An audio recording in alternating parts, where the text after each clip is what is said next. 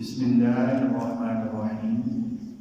اسلامی تاریخ میں سے 6ویں صدی میں دنیا کی مذہبی حالت، 6ویں صدی میں جیسا کہ 2020 یعنی 601 سے لے کر 699 تک جو صدی تھی، اس میں دنیا کی مذہبی حالت کیا ہے۔ 6ویں صدی میں مذہبی اعتبار سے پوری دنیا کے لوگ بہت زیادہ کمزور تھے، جہالت بہت زیادہ تھی، دین کا صحیح مفہوم کسی کو نہیں پتا تھا، شرک بت پرستی بہت زیادہ پھیلی ہوئی تھی۔ عرب کے ہر گھر میں الگ الگ بت رکھا ہوا تھا جس کی پوجا کی جاتی تھی۔ کعبہ جیسی مقدس جگہ میں 360 کو جمع کر رکھے تھے۔ اس کے علاوہ مختلف جگہوں پر سورج، چاند، ستارے اور آگ کی پوجا کی جاتی تھی۔ جو لوگ اپنے آپ کو آسمانی مذاہب والے سمجھتے تھے، ان کی حالت بھی بڑی ابتر تھی۔ اللہ کی کتابوں کے احکام کو بدل ڈالا تھا اور ان کی اصلی شکل و صورت باقی نہیں رہی تھی۔ ان مذاہب کے ماننے والے اللہ تعالیٰ کے بتائے ہوئے طور طریقوں سے ہٹ چکے تھے، یہاں تک کہ عقیدہ توحید میں بھی خلل آ گیا تھا۔ ان کی بہت ساری عادتیں اور رسم مشرکانہ اور جاہلی روایات کے مطابق تھیں۔ ان ساری چیزوں کی اصلاح اور صحیح رہنمائی کے لیے اللہ تعالیٰ نے 6ویں صدی کے دوسرے آخر میں نبی کریم صلی اللہ علیہ وسلم کو مبعوث فرمایا۔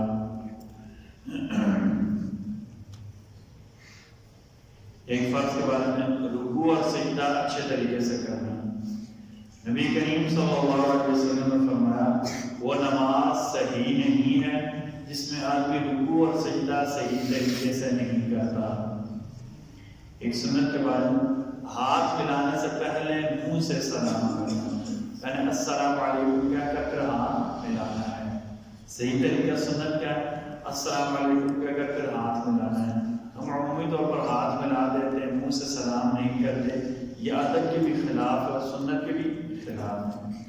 حضرت جندب فرماتے ہیں کہ نبی کریم صلی اللہ علیہ وسلم کی عادت مبارکہ یہ تھی، آپ جب بھی اپنے صحابہ کرام سے ملتے سلام کرتے، اس کے بعد مصافحہ کرتے، انہیں سلام کرتے پھر ہاتھ ملاتے۔ ایک فضیلت اور عمل سخاوت کرنا۔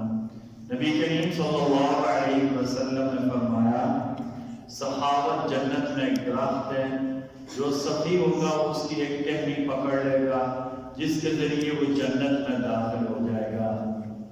یعنی یہ کہ وہ جو جنت کا درخت ہے ہمیں نظر تو نہیں آ رہی، لیکن اس کی ٹہنی کوئی بات بھی آئی نہیں ہے۔ جو سخاوت کرتا ہے وہ جنت کے سخاوت نامی درخت کی ٹہنی پکڑ لیتا ہے، جس کے ساتھ ہوتا ہے وہ سیدھے جنت میں چلا جائے گا۔ پھر فرمایا بخل جہنم کا ایک درخت ہے، یعنی کنجوسی جہنم کے ایک درخت کا نام ہے۔ جو شخص بخیل ہوگا وہ بخل کی ایک ٹہنی پکڑ لے گا، یہاں تک کہ وہ ٹہنی اسے جہنم میں داخل کر دے گی۔ قرآن کے بارے میں دنیا کے لیے دین کا علم پڑھنا۔ کسی نے قرآن مجید اس لیے پڑھا کہ لوگ مجھے کہیں کہ بہت اچھا قاری ہے، کسی نے قرآن مجید اس لیے پڑھا کہ میں اس سے پیسے کماؤں گا، کسی نے قرآن مجید اس لیے پڑھا کہ اس سے میرا نام بڑا ہوگا، لوگ کہیں کہ واہ واہ کریں گے، یا کوئی بھی دین کا علم اس لیے حاصل کیا کہ لوگ دنیا میں مجھے دیکھ کر واہ واہ کریں گے، اس کا کیا گناہ ہے؟ نبی کریم صلی اللہ علیہ وسلم نے فرمایا وہ علم جس سے اللہ راضی ہوتے ہیں وہ قرآن اور سنت کا علم ہے۔ اگر اس کا کوئی شخص دنیا کی دولت کمانے کے لیے حاصل کرے، یعنی قرآن اور حدیث کو دنیا کمانے کے لیے حاصل کرے، تو وہ قیامت کے دن جنت کی خوشبو سے بھی محروم رہے گا۔ قرآن کریم کی نصیحت سورہ انفال آیت نمبر 27، اللہ تعالیٰ فرماتے ہیں اے ایمان والو تم اللہ اور اس کے رسول کے حقوق کی ادائیگی میں خیانت اور کمی نہ کیا کرو، آپس کی امانتوں میں بھی خیانت نہ کیا کرو، اور تم تو اس کے نقصان کو جانتے ہو۔ اللہ تعالیٰ ہم سب کو کہنے سننے سے زیادہ عمل کی توفیق عطا فرمائے۔ بسم اللہ الرحمن الرحیم، بسم اللہ والصلاة والسلام علی رسول اللہ، بسم اللہ وعلی ملت رسول اللہ۔ ربنا تقبل منا انك انت السميع العليم وتب علينا انك انت التواب الرحيم برحمتك يا ارحم